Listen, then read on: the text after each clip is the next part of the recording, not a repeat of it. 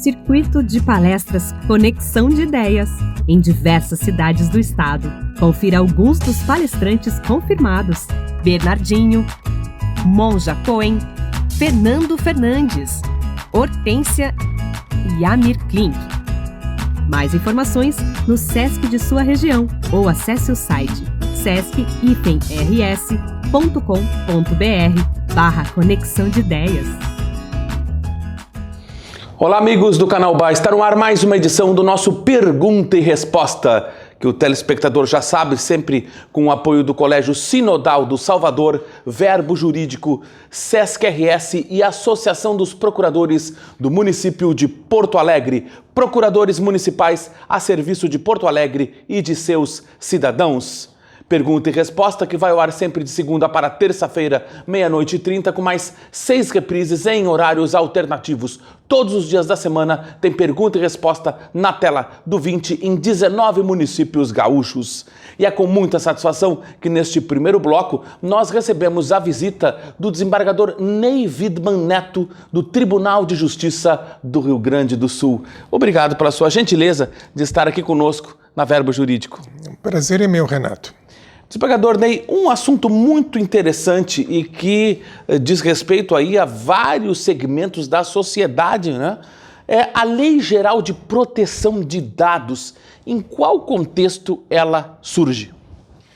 Bem, Renato, há uma tendência mundial, né,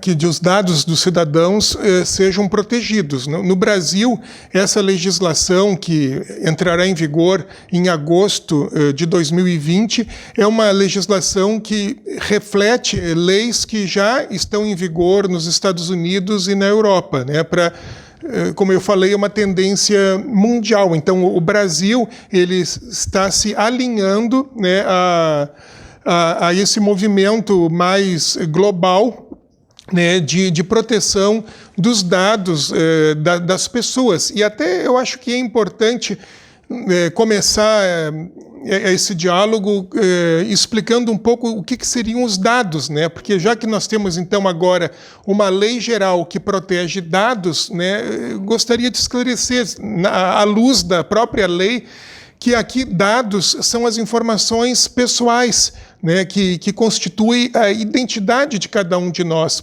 Por exemplo, o nosso nome, o número do nosso CPF, o nosso endereço, o nosso sexo masculino ou feminino, a nossa cor, a nossa idade, o nosso tipo sanguíneo, os nossos hábitos de consumo, os dados relativos à nossa saúde. Há uma infinidade de questões, né, que podem ser considerados dados e que podem receber, pelos aqueles que têm acesso a essas informações, um tratamento para tirar desses dados conclusões, análises que tenham até um valor econômico e uma maneira com que as organizações podem alinhar os seus comportamentos para tirar consequências desses dados que nós poderemos disponibilizar, compartilhar. Um exemplo disso, que é muito conhecido, é quando nós passamos a receber e-mails, ofertas para comprar determinados produtos, um determinado tipo de livro, um determinado tipo de roupa, que está de acordo com o nosso hábito de consumo. Né? Se nós entramos num site e olhamos determinada matéria ou produto, daqui a pouco nós começamos a receber e-mails com essas ofertas. Porque um algoritmo, né, na internet, de alguma maneira, descobre, se apropria e nós começamos a receber informações. Por exemplo, uma coisa que acontece muito também é que nós passamos a receber telefonemas de corretores de imóveis nos oferecendo imóveis. Como é que essas pessoas têm acesso ao nosso nome, ao nosso telefone, para nos telefonar, nos oferecendo coisas de telemarketing ou os corretores de imóveis? Porque os nossos dados, de alguma maneira, foram compartilhados. Então, essa Lei Geral de Proteção de Dados, ela vem nesse momento para nos dar a proteção para que nós sejamos previamente informados e consultados para que nós possamos autorizar ou não aqueles que conosco se relacionam, né, tanto no serviço público como na iniciativa privada, a ter acesso a nossos dados. E como será feita a fiscalização destes dados no Brasil? Bem, essa lei, né, uma lei nova, né, a Lei 13.709, que entrará em vigor em agosto de 2020, uma das coisas que essa lei faz é criar a Autoridade Nacional de Proteção de Dados, né, que é uma instituição vinculada à Presidência da República, que terá diretores, conselheiros, né? Ela será uma espécie de agência reguladora. E essa instituição, a Autoridade Nacional de Proteção de Dados, é que fiscalizará, que ela deverá editar regulações, normas, né, de regulação, tanto dirigidas às instituições públicas como às empresas, né, às instituições privadas, normas de conduta, de adequação, e essa instituição, a Autoridade Nacional, ela poderá aplicar advertência, multa, suspensão das atividades das empresas que violarem os direitos do cidadão com relação à proteção de dados. A lei prevê, por exemplo, que essa autoridade poderá aplicar uma multa de até 2% do faturamento anual de uma empresa, mas que não ultrapasse 50 milhões de reais. Então, a multa poderá ser elevada, pode ser multas elevadas. Uma multa de até 50 milhões de reais, até 2% do faturamento de uma empresa, né? Multas diárias, suspensão de atividades da empresa, tirar o site do ar. Uma série de questões, né?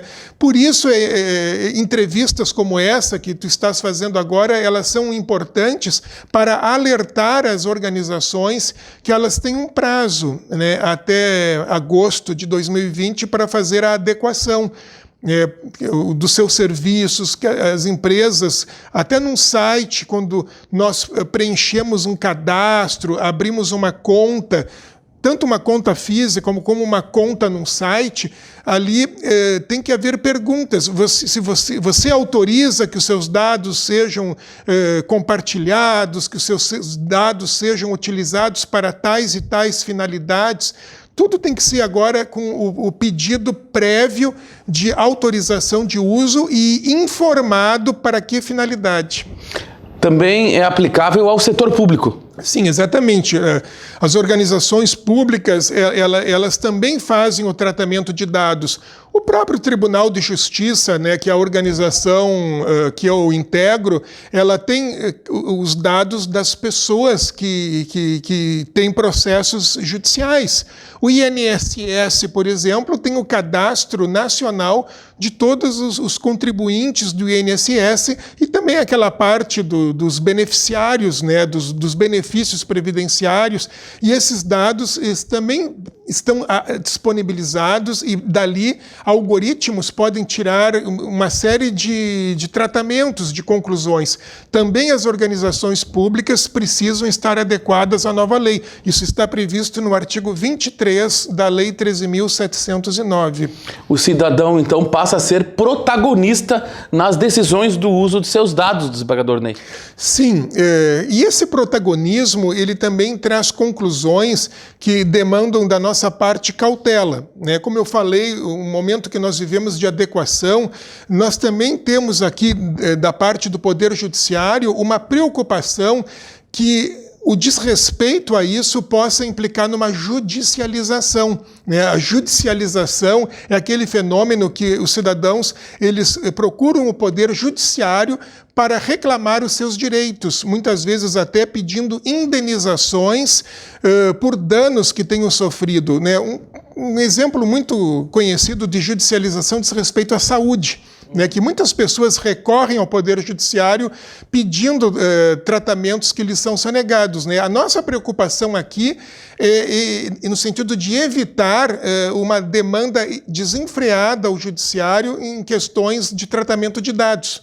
que não sejam respeitados de uma maneira preventiva pelas organizações. Então, o cidadão é protagonista e as instituições públicas e privadas precisam estar preparadas para isso.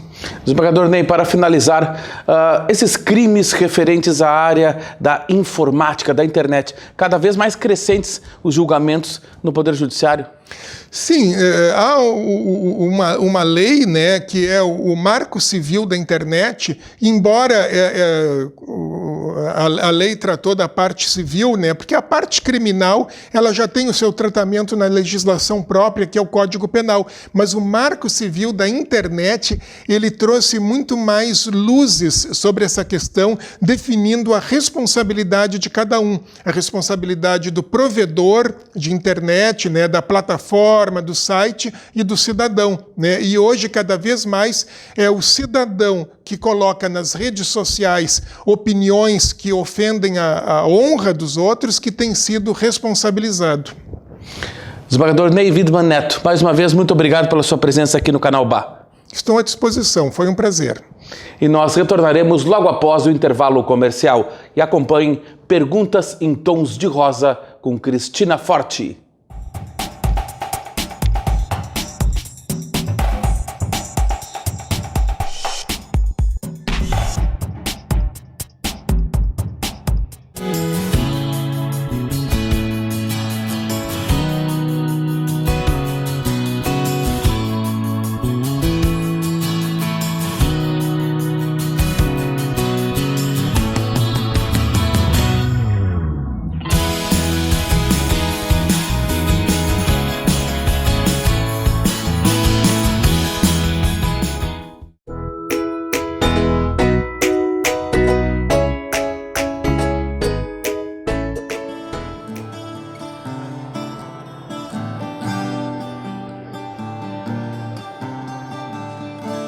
Nós estamos aqui no Dante Baroni, o auditório da Assembleia Legislativa, sempre com o som maravilhoso do Vander, com mais um Tons de Rosa para você.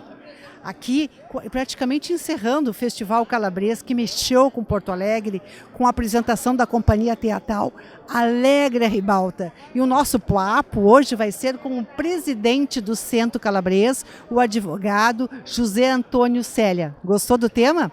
Então fica ligado porque tem muito mais. Sempre com o patrocínio de Agência de Arte. Se você quer uma comunicação de resultados, liga para a arte. Clínica Odontológica Tatiana Beltrame, porque luxo é sorrir. Gastronomia de qualidade, sofisticada e o melhor custo-benefício de Porto Alegre, a arte de fazer delícias. E também Magras Praia de Belas. Se você quer emagrecer, fazer a sua transformação, ligue para Magras Praia de Belas. Bom, depois de citar os nossos maravilhosos patrocinadores, nós vamos conversar com o presidente do Centro Calabres do Rio Grande do Sul. Presidente, feliz com o resultado do festival? Demais. Graças a um trabalho maravilhoso de mídia, de equipe e de voluntariado, nós atingimos um padrão de qualidade e uma repercussão na sociedade muito grande. Pelo que o senhor comemorava nas diversas atividades do festival, parece que deixou a semente para que outros eventos aconteçam em Porto Alegre? Com certeza. Eu só vou te dar uma coisa pequena. Eu estava caminhando na rua quando um desconhecido, amigo, mas não sabendo das coisas, disse: "Viva a Calábria, viva o festival". Quer dizer, eu não tinha falado para ele, eu nunca me encontrei com ele nos últimos 3 meses. Quer dizer, a repercussão foi muito grande. Isso cria o quê? Uma convicção que um bom produto deve ser continuado. E porque exige que a gente realmente promova a cultura das duas cidades, dos dois povos, e que esse intercâmbio seja cada vez mais valorizado. Presidente, o senhor dirige o Centro Calabres aqui no Rio Grande do Sul. Qual é o propósito central deste centro? Manter a tradição das origens para que a gente conheça os nossos antepassados e a nossa origem, mas também promover dentro da construção de um mundo que se relaciona nós promovermos os valores da cultura e da vida da Calábria, de Morano Cálabro em especial, em Porto Alegre.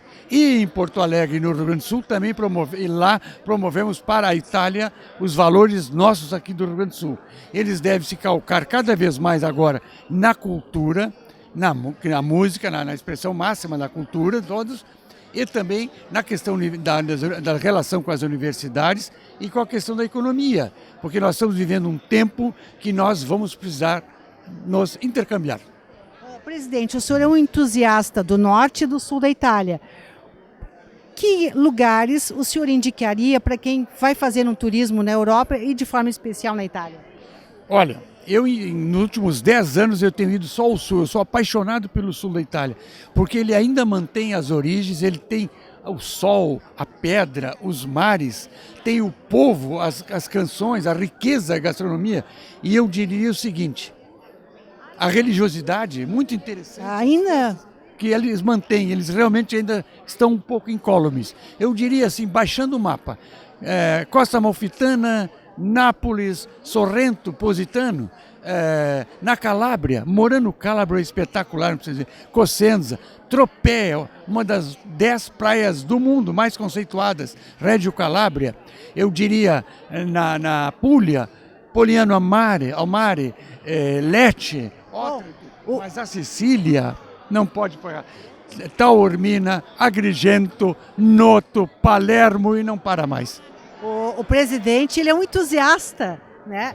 E eu gostaria de fazer um registro, parabenizar o Centro Calabrese, de forma especial ao nosso presidente, o Dr. Célia, porque, claro, a gastronomia e a alegria italiana são por demais conhecidos, mas desta vez nós tivemos a oportunidade de aprofundarmos um pouco mais na cultura, na história, e que isso faz toda a diferença. Parabéns, presidente. Muito obrigado. Que outros eventos venham. A comunidade agradece o que tu fizeste por nós. Que é isso, foi um prazer. Quero chamar a atenção que o Centro Calabresa aqui do Rio Grande do Sul, ele representa uma comunidade de 20 mil pessoas, é isso, presidente? Exatamente. 20 mil descendentes de moraneses. Entre calabreses e moraneses, somos 20 mil. E que na própria cidade de Morano Cálabro nós não chegamos a 5 mil. Bom, com essa noite italiana, encerrando o Festival Calabresa em Porto Alegre, nós vamos encerrando, convidando vocês a assistirem o recado da Magras Praia de Belas, que está sensacional. Nós vamos ficando por aqui, convidando vocês a ficarem conosco para os próximos programas. Tchau!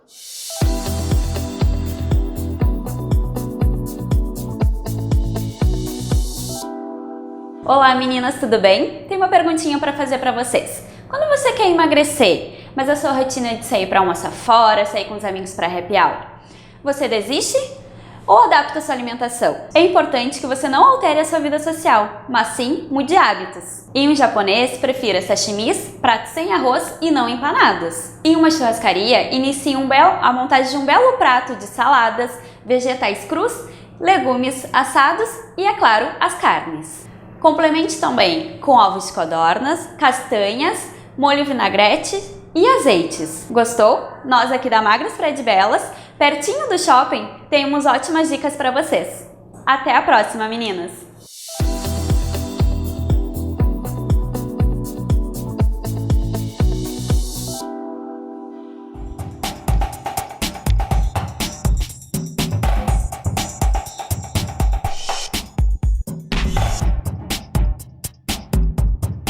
Estamos de volta com o nosso Pergunta e Resposta, sempre com o apoio do Colégio Sinodal do Salvador, SESC-RS, Verbo Jurídico e da Associação dos Procuradores do Município de Porto Alegre, procuradores municipais a serviço de Porto Alegre e de seus cidadãos. Pergunta e Resposta que está sempre sendo veiculado de segunda para terça-feira, 00h30, com mais 6 reprises em horários alternativos. Neste segundo bloco, nós vamos entrevistar a doutora Geisa Lima, ela que é dentista e está aí participando, promovendo um simpósio que trata do atendimento odontológico para pacientes com necessidades especiais. Obrigado pela sua presença aqui nos estúdios da Verbo Jurídico. Eu é que agradeço, em nome dos meus colegas, em nome de todos os pacientes especiais. Maiores detalhes, doutora, a respeito desse simpósio tão importante, né, e com uma função muito destacada aí junto às pessoas com necessidades especiais. Bom, esse foi sempre o nosso problema na odontologia, não é? Porque os pacientes especiais sempre foram deixados mais para o lado, sempre, em toda a humanidade, né? Desde que nascia uma criança especial, na Grécia, eles eliminavam para não atrapalhar, né? Então, sempre foi assim. E à medida que as coisas foram caminhando, então nós tivemos uma importância maior para os nossos pacientes especiais. E agora, por último, na odontologia, que também, nas faculdades ainda nós temos um problema, porque normalmente a matéria é eletiva e não obrigatória. Então, os nossos alunos, eles não têm a importância e não perdem o medo de atender o paciente especial, né? Então, nós estamos tentando ver se a gente consegue que todas as faculdades de odontologia coloquem o paciente especial como matéria obrigatória. E agora nós estamos promovendo pelo Conselho Regional de Odontologia, no qual eu faço parte da Comissão de Pacientes Especiais lá, e nós estamos promovendo um simpósio, onde a gente vai reunir gestores, pais, né, todo o pessoal que se envolve com os nossos pacientes, para ver como é que a gente vai resolver isso aí, né? Então eu estou aqui para promover esse simpósio, para ver se nós conseguimos mais gente para lutar junto, né? Onde será o simpósio? O simpósio será no Conselho Regional de Odontologia, na Vasco da Gama, quase esquina Goethe ali, do dia 4 de outubro, das 8h30 às 6h30 da noite. Além, é claro, do deslocamento, né, do transporte, quais são as maiores dificuldades enfrentadas pelos pacientes com necessidades especiais no que se refere à odontologia? Bom, em primeiro lugar, a conscientização de pais, que agora já estão muito conscientizados, para manter a boa saúde bucal dos seus filhos ou das crianças ou das pessoas que eles cuidam, né? Então, a gente precisa conscientizar todo esse mundo, como é importante uma boa higiene bucal, como é bom um procedimento também, porque às vezes a gente vê aqueles pacientes com paralisia cerebral, e eles têm também uma vontade de ficar bonito, eles querem ter dente, eles querem, né? Essa é uma das vantagens que a gente consegue com eles lá. E outra, de não piorar a doença, né? Porque, por exemplo, doença gengival, a bactéria pode entrar para vários órgãos do corpo, daí problema de coração, problema de pulmão, de rins, de articulação. Para qualquer uma das pessoas, não só os pacientes especiais, a gente tem que cuidar sobre isso. Mas como eles normalmente são dependentes, precisam de cuidados, então nós estamos lá na Faculdade de Odontologia esperando por eles. E eles são muito bem-vindos, né? Eles adoram. As mães, assim, são muito agradecidas. A professora Márcia é uma pessoa muito querida lá, né? Então, nós estamos brigando pela nossa especialidade, que tem poucos, tem 29 especialistas registrados no Conselho de Odontologia do Rio Grande do Sul. 29 especialistas em todo o Rio Grande do Sul. Quais são os grandes desafios deste ramo da odontologia? Olha, o grande desafio é esse. E em pessoas também que o manejo é muito difícil, né? Então teria que ser levado até o hospital, atendimento hospitalar. Então, aqui no Hospital de Clínicas tem 5 anos de fila de espera. 5 anos? Sim. Né? Então, sem tirar aquelas pessoas que desistiram, né? Então, é bem complicado, sabe? Muito complicado.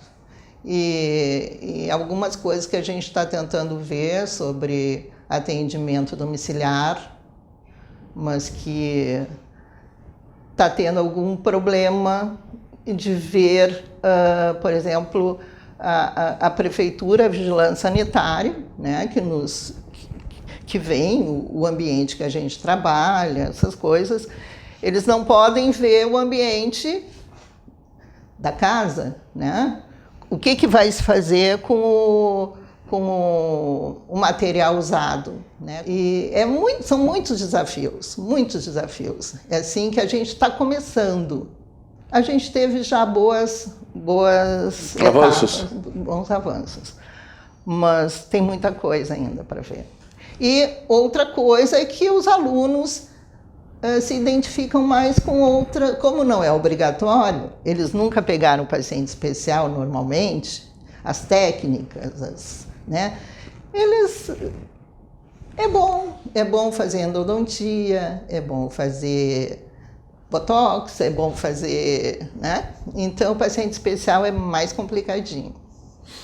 Nós temos 1 minuto ainda, nos informa ali o Julian Cavalli, nosso produtor do Pergunta e Resposta, e eu queria deixar esse espaço para o recado final, doutora Geisa, a respeito aí da importância do simpósio e chamando de novo a população em 19 municípios gaúchos que estão nos acompanhando para este evento tão importante. Eu agradeço muito, isso é muito importante para nós. Muito obrigada.